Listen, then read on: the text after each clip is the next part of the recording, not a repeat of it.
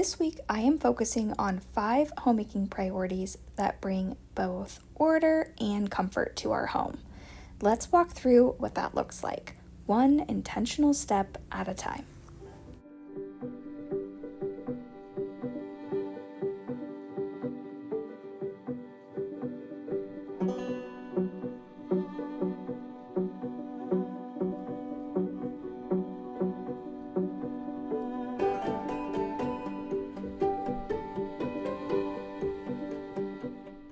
This week's cleaning zone is the hallway, a space we often pass through but rarely stop to maintain. I'm breaking it down day by day. On Monday, I focus on cleaning the baseboards and the doors.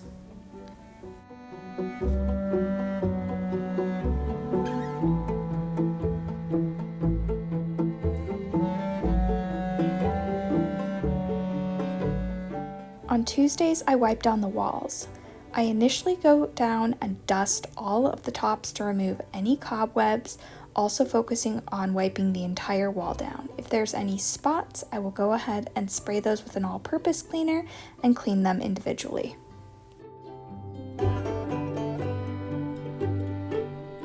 Wednesday, I clean out my coat closet. This is focusing on decluttering any items we're no longer using, tidying, and vacuuming.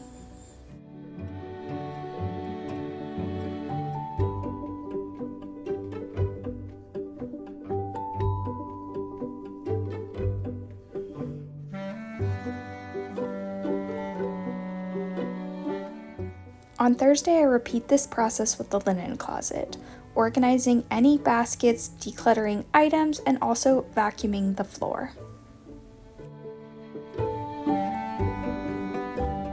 Friday is reserved for a flex day where I'm able to finish up anything I didn't get to.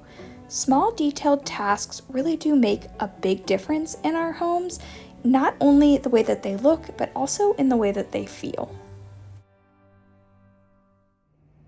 Just gonna quickly go over the organization in these closets. We keep just memorabilia on the top shelf, winter jackets for my husband and I. This is wrapping paper, gift bags, and fitness equipment. We have one additional closet, and this is really the only storage we have in the entire house.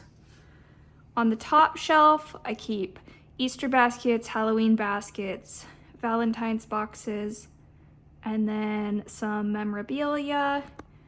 I also typically have a rogue gift in case my kids get invited to a birthday party.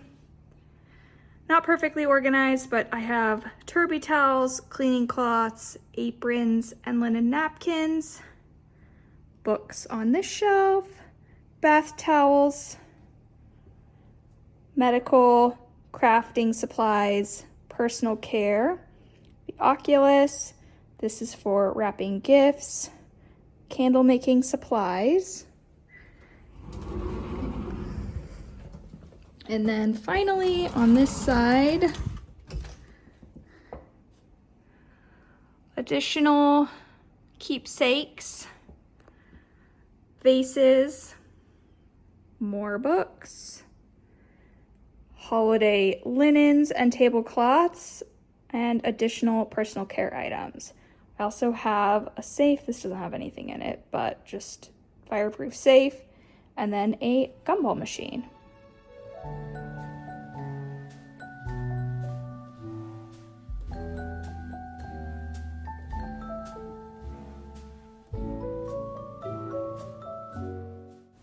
This week's recipe is homemade pancake mix. Weekends are much easier when you already have everything planned ahead. I will be combining simple ingredients: flour, sugar, powdered milk, salt, and leavening agents. When it's time to mix up your pancakes, all you'll need is to add water. No oil or eggs are required for this specific recipe. I will leave the detailed instructions in the description box down below.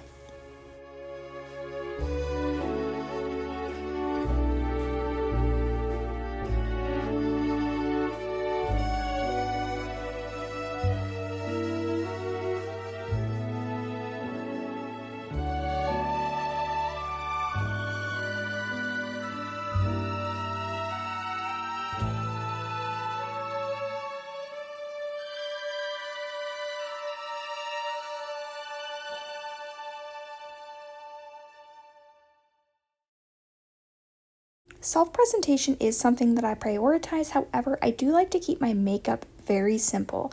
I currently am only using 6 products, and typically I am spending less than 5 minutes to apply my makeup for the day.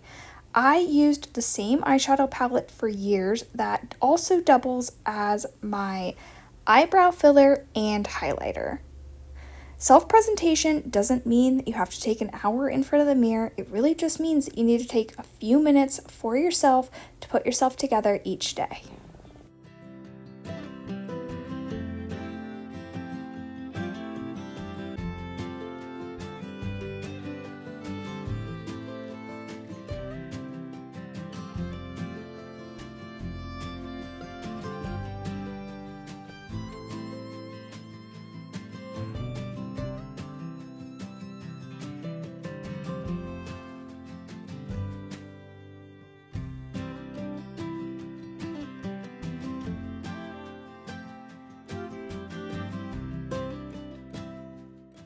I have said several times that we shoot for $600 a month on groceries, and about half of that goes to Costco. Let me go ahead and take you through what I picked up this month at Costco.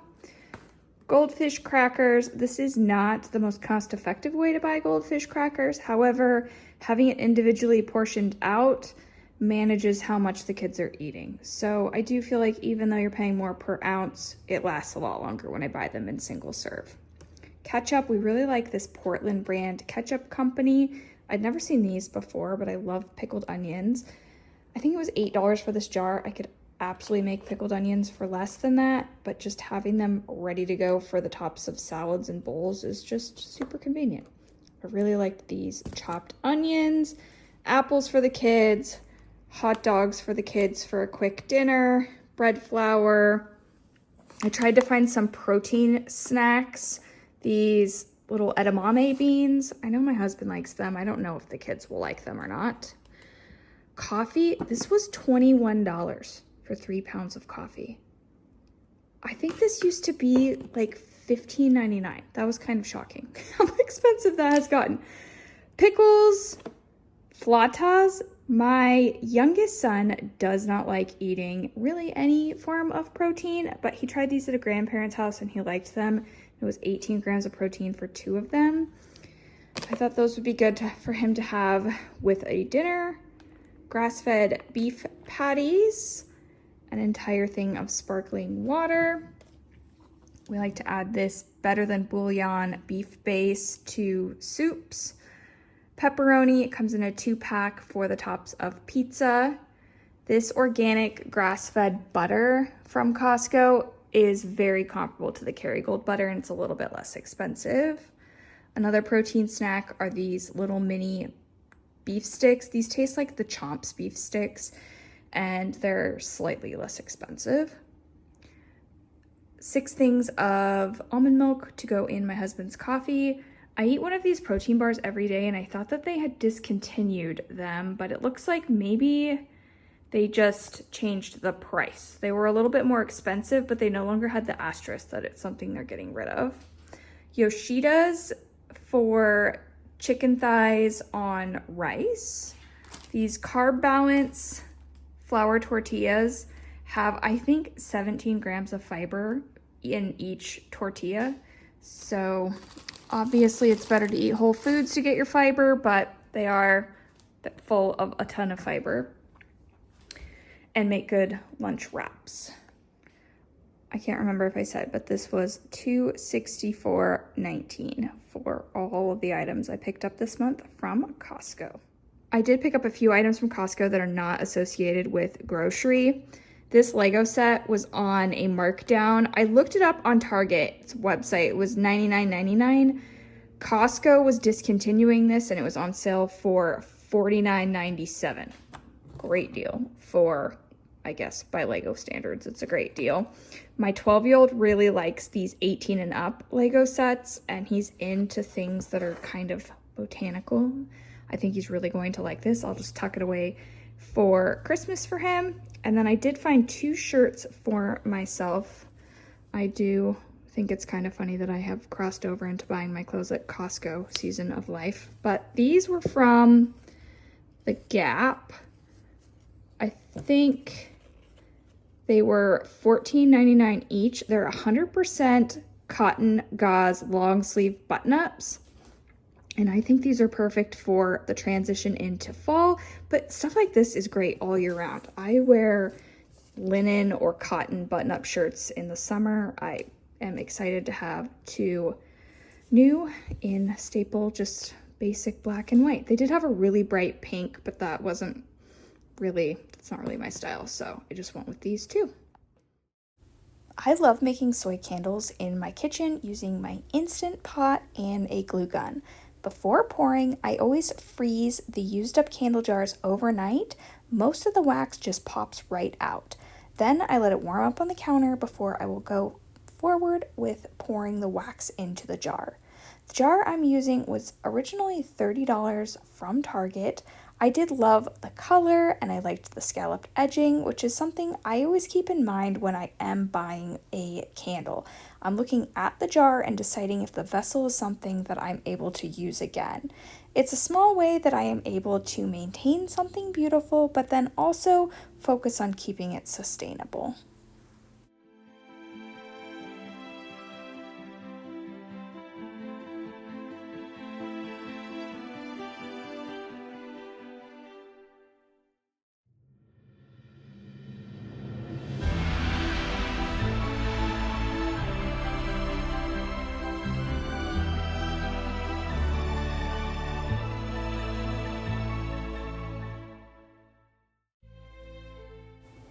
If this inspired you to take action in your home, I have a full playlist with even more weekly homemaking priorities.